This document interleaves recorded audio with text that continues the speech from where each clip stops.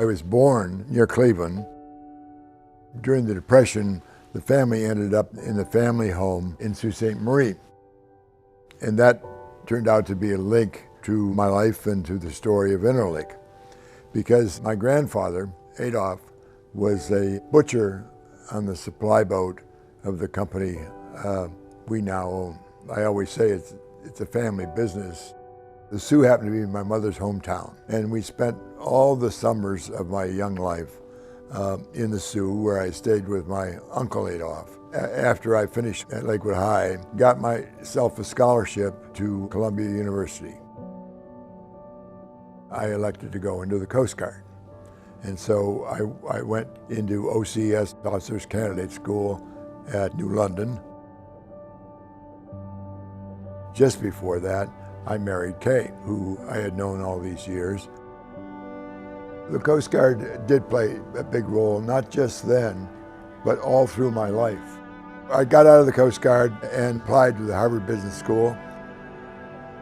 Got a job with Pickens Mather, who was the owner of the Interlake Steamship Company. I worked for Interlake for about 3 or 4 years as a consultant in the transportation industry, and then all of a sudden, the head of the transportation consulting group. And then a couple fellows at Harbridge House, Peter Temple and Carl Sloan, who's the smartest consultant I ever met, decided to form our own firm, Temple, Barker and Sloan, which became a 700-man consulting firm. I got a call from Moore McCormick. They wanted to do a study on their situation. I wrote up a report that said they're going to lose a lot of money. And I gave them 14 steps to return the company to profitability. A couple months later, was elected chairman and chief executive officer of Moore McCormick. Moore McCormick needed a new chief financial officer. And so I called Paul Tregurtha, a good friend of the Harvard Business School, and that started a partnership with Paul that lasts until this day. And we did turn it around. That was in 1970. After a long discussion, we decided to become a natural resource transportation company. So our first acquisition was Pickens Mather, and then started a building spree that was really quite impressive. Everything was going swimmingly until 1982. Interest rates went from 6 to 7% range to 18 to 20% range. This was in 1987. The thought occurred to me and to Paul that maybe I should take the ships and go private. I bought the Interlake Steamship Company, and Paul became the chief executive officer of Moore McCormick, and I became the owner and the chief executive of the ships. In 1990, we were good friends with Tom Moran of Moran Towing, who was in ill health, and he wanted to sell, so we bought Moran Towing and built it up to where it is today, which is the largest tug company on the Eastern Gulf Coast. We began building the company, which we now call Moore Mac Marine Group. It's actually 3 separate companies: Moran Towing, Interlake Steamship Company, and Sea Streak, which is a company that my other son, Jim Barker, started in 2004 by building the first high-speed ferry for our company.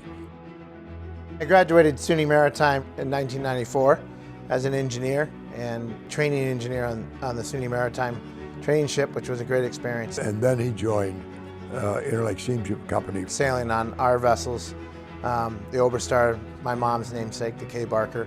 Then I was told to come ashore and move to Cleveland to be a port engineer, helping support the vessels in an engineering role. I took a short stint in 2000 to go back and get an MBA, and then came back and took on a couple roles, head of the engineering department, and overseeing our budgets and the long-term plans for our ships. The financing, banking role on that, and then eventually taking over president of the company in 2007. My dad worked extremely hard to save the company, to build and really make us a true going concern as a company. And that allowed me to build upon that and actually be able to change the fleet from the old steamship fleet to an old-looking but modern power plant fleet. And then that let us build our first new ship in 40 years. It was the first full-blown ship on the Great Lakes in 35 years. So it was a huge honor to have a ship named after me, the Mark W. Barker. Just a little add on that.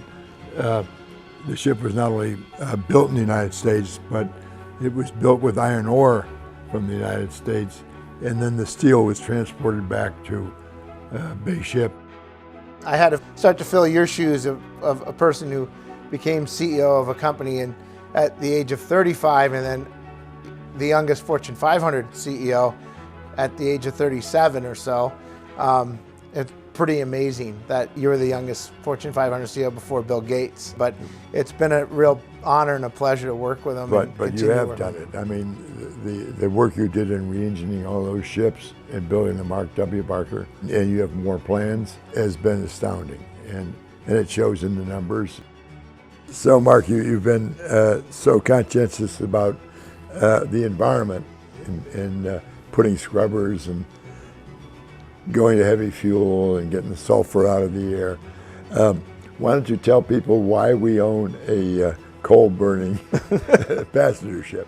The good old SS Badger. So 2 years ago we bought the Badger, and she's the last remaining coal-fired railroad ferry that has been converted into the passenger car ferry that it is today. I think our experience of running steamships and understanding how to run complex boats fits us well, but it's a historic challenge in that what this boat does and has done and the history it represents is really an important history.